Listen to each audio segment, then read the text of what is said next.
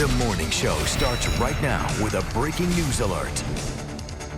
And that breaking news alert is out of Northwest Jacksonville, where right now there is a large police presence at the Callaway Cove Apartments. These are formerly known as Washington Heights. Good Friday morning, everyone. News4JAX reporter Aaron Farrar is live from that scene. And Aaron, police still have not said why they are there.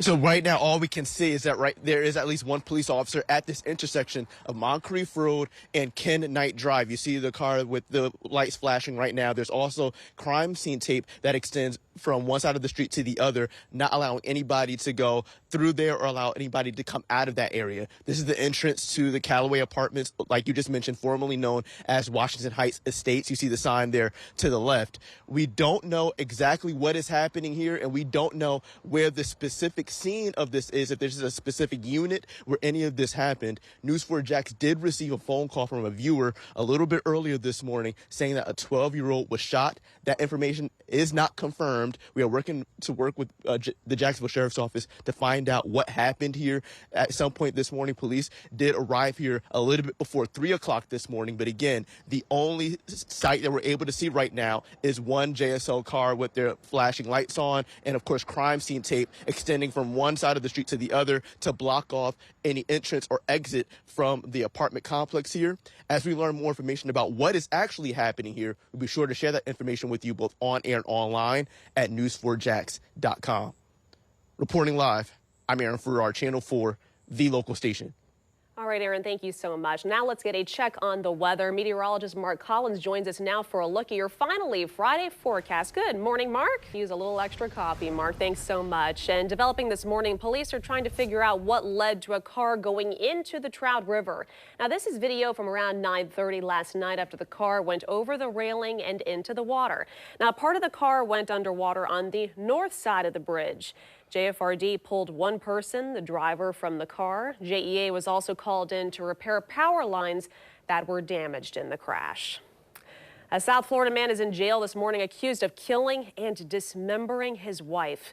2 weeks ago, 3 suitcases with human remains were found near Delray Beach. Police say 80-year-old Adil Fontes was shot in the head, then her body was mutilated. Her husband, William Lowe Jr., is now in custody. Officers say when they questioned Lowe, he lied to them, claiming his wife was out of town. But when investigators went to the couple's home, they found obvious evidence of a violent crime. Today, I can tell you the victim has since been identified, as well as the individual who committed this heinous crime. He arrived on scene and tried to enter the house through the rear window, at which time officers grabbed him. And he stated that he knew he wasn't supposed to be there. He just wanted to get his phone as well as the keys to his storage unit. Well, it was in that storage unit where detectives say they found a chainsaw with blood and human remains on it. Lowe is being held without bond.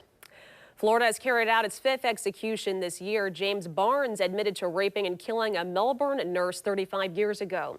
News4JAX reporter Marilyn Parker talked with that woman's family, who shares how this long process has impacted them.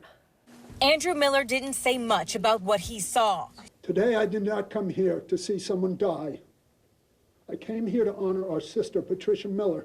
It's been 35 years since his sister, Patricia Miller, was raped and murdered. 6 p.m. at the Florida State Prison. James Barnes is about to be executed for the crime. No one came to see him. He had no final words.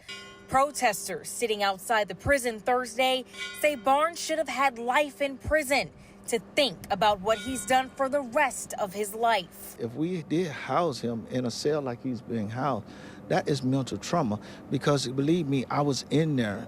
When I was on death row over there in that very same prison, I was in G-Wing 1204, and I was innocent. After his exoneration, Herman Lindsay became the chairman of Floridians for the Alternatives to the Death Penalty. He says prisoners live in trauma. We get to a position where we want to commit suicide so that we don't have to go through what we're going through.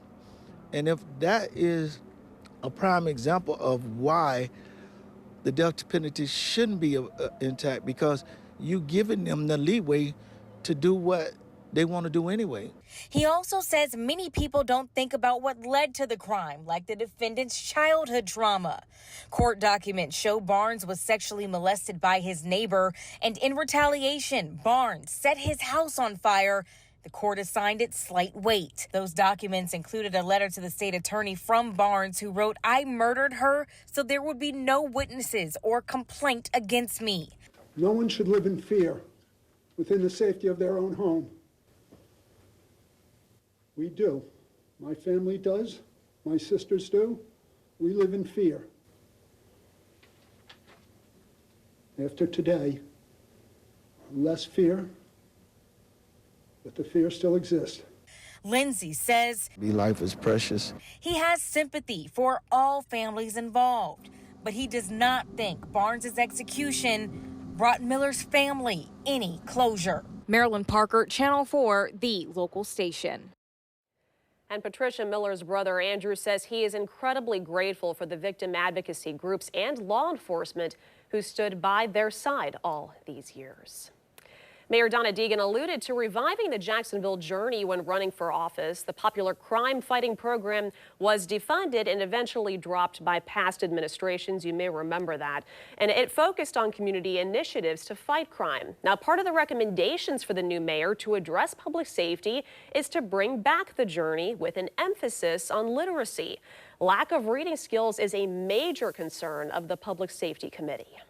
One thing that we hear all the time is that if young people are not reading proficiently by grade 3, their chances of becoming involved in the criminal justice system, it increases that probability. So it just behooves us to look at the literacy. And that was Lakeisha Burton you just heard from. The group is also taking a look at post-conviction programs and whether they should be managed by agencies other than the sheriff's office.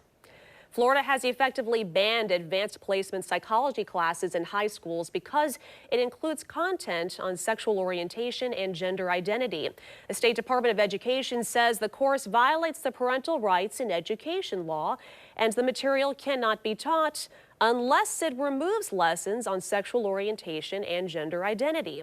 The College Board argued that excluding those lessons would censor college-level standards. AP Psychology was the 5th most popular AP class in Florida. That's according to the state.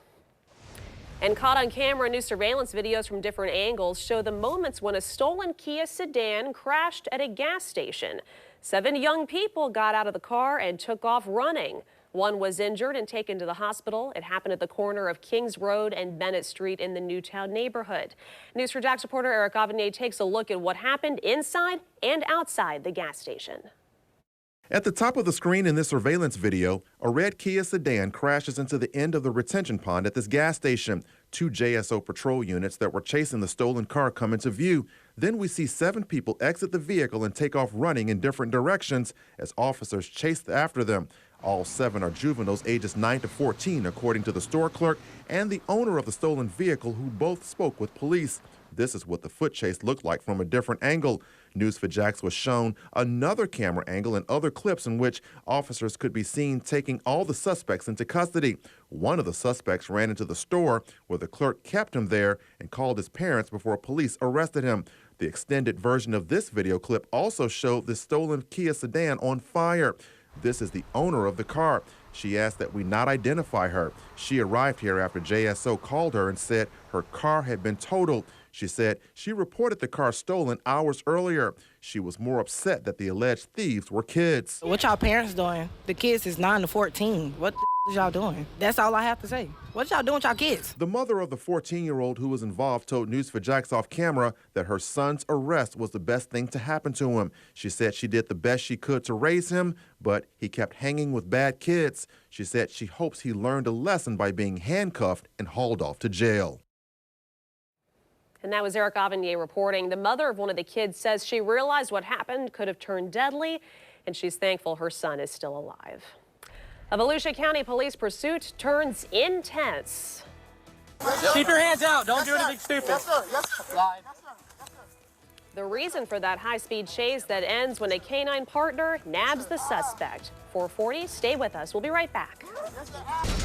News4JAX starts right now with a breaking news alert. And that breaking news alert is out of the Woodland Acres neighborhood. Police were called to Kuna Avenue this morning. News 4 Jax reporter Brianna Andrews just talked with police about what happened. Brianna, good morning.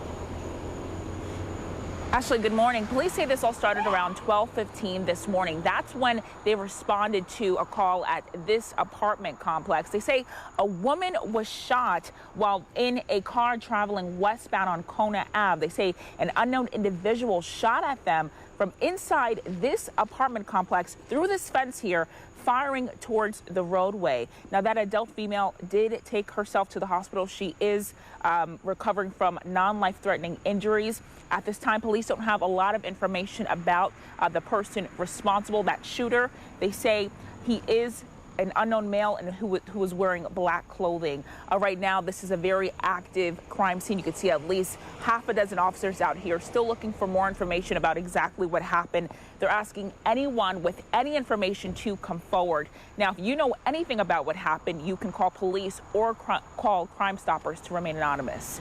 Reporting live, Brianna Andrews, Channel 4, the local station. All right, Brianna, thank you so much. And 2 people are dead following 2 separate accidents. First, in Duval County, a man was killed after troopers say he may have been hit by 2 different cars on State Road 104 just east of Biscayne Boulevard. The crash, reported to FHP, happened around 11:20 last night. Police say the man was lying in the road after possibly being hit by a car when the driver of an SUV hit him. The SUV driver did not stop, and there has not been a description of it released at this point. And in St. Johns County, a 16-year-old from St. Augustine is dead, and 2 others from Jacksonville were seriously injured after an accident on A1A near Beachside Drive. According to that police report, the teen lost control of his car, crossed the center lane, and collided with another vehicle. And now let's get you caught up on this marvelous Monday forecast. Meteorologist Katie Garner joins us. Katie, another hot one today. All right, Katie, thank you so much. Well, a man is dead after police say he charged at an officer with a knife in the Lake Forest neighborhood. This happened yesterday afternoon on Pickett Street near Edgewood Avenue. News 4 Jax reporter Alicia Hatcher says the officer suffered minor injuries to his arm. A suspected stabber is dead after investigators say he was killing a man and a dog. Investigators say when officers arrived, they found a man stabbed to death in the front yard of a home. Officers were told the suspect was hiding. That's when they began looking for him. JSO later found him lying in the bushes of a front yard. The officer gave the suspect loud commands to show his hands multiple times. The suspect did not comply and stood up in an aggressive manner. The officer tased the suspect, but it was not effective at that time. That's when police say the suspect grabbed a metal bucket and ran toward the officer. The officer then shot the man multiple times and administered aid. Witness Josephine Bolus says she did not know the suspect. We were sitting on the front porch talking, me and the guy came in the driveway, and I asked him what he wanted. He hit me. I went down, ran out, and he just started stabbing him. He killed him. Then he killed the little chihuahua, my dog. He cut his throat and killed him. And I got away. What was going through your mind in that moment? I was tripping. I didn't know what to do, man. I was like, God help me. You know, you never think you're going to come into that kind of thing. It's scary. She says the victim was her best friend. Man, I just can't believe it. He saved me. There's no words. Alicia Hatcher, Channel 4, the local station. And JSO says they believe the 2 men knew each other. This is the 9th officer-involved shooting this year. 2 men are in jail after the Putnam and Flagler County Sheriff's Offices teamed up. On Friday, deputies tracked down Casey Howe to a secluded property in Flagler County. They managed to arrest Howe, who was wanted for trafficking methamphetamine and possession of a firearm by a convicted felon. The owner of the property where they found Howe was also arrested, but for an unrelated warrant. A traffic update this morning. The eastbound lanes of the Matthews Bridge will reopen at 6 a.m. after being closed for maintenance. Then from 9:30 until 3:30, the southbound lanes will close for more routine bridge maintenance. JSO is asking drivers to please use alternate routes. Starting today, the U.S. Army Corps of Engineers will begin the first phase of the Volano Beach Renourishment Project in St. Johns County. Now, this comes after the beach suffered major erosion. You may remember this following Hurricanes Matthew in 2016 and Irma in 2017, then Hurricanes Ian and Nicole last year. A large section of the parking area at the Surfside Park will be closed and fenced off to the public during the duration of the project. Dredging will begin next week and will go on 24 hours a day, 7 days a week until March. Public access to the beach will remain open, but everyone should be careful while accessing the beach because of the heavy equipment. Duval County Schools is partnering with Amazon to help fund computer science education in the district with its Future Engineer program. The program's first phase will provide the curriculum to 16 pre-selected schools and will give teachers the necessary tools to educate each student. The goal is to expand the computer science curriculum to every elementary school within 3 years. The Amazon Future Engineers program is expected to help more than 500,000 students by 2025. Happening today, the Duval County Schools Police Force will introduce one of its newest members to the team. Meet Canine Leo. He'll be sworn in today. Oh my goodness, he's so cute. So he received his certification in narcotics detection. He will help sniff out firearms and assist his handler alongside school police while conducting random school searches, investigating threats, and working large events. Leo is the second canine to join the school police force. Starting today, the Flagler County Sheriff's Office is increasing patrols around local zones and bus stops to reinforce traffic safety, education, and awareness before students return to class on Thursday. And with school starting, here is a reminder to help keep students getting on and off buses safe by following the rules of the road. If you're on a 2-lane road, vehicles traveling in both directions must stop. If there is a multi-lane road with a paved turn lane, again, both directions must stop. And if there is a divided highway, vehicles behind the bus must stop in, and the ones traveling in the opposite direction may proceed with caution. Sheriff Rick Staley also wants to remind you to talk to your children about basic safety. For example, if you see something, please say something. Know who your school resource officer is. Create a code word to help with your child's interaction with strangers, and make sure your children know your contact information in case of an emergency. Finishing up those to-do lists before your kids get back in the classroom, the local recommendations from a dentist regarding your appointment before school. And a child fell from a roller coaster in Kissimmee. The next steps in the investigation that focus on amusement ride safety.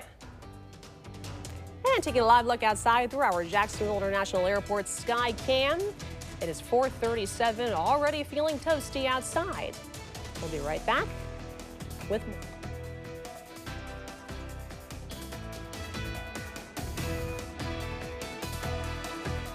Local stories from your neighborhood, worth watching every day.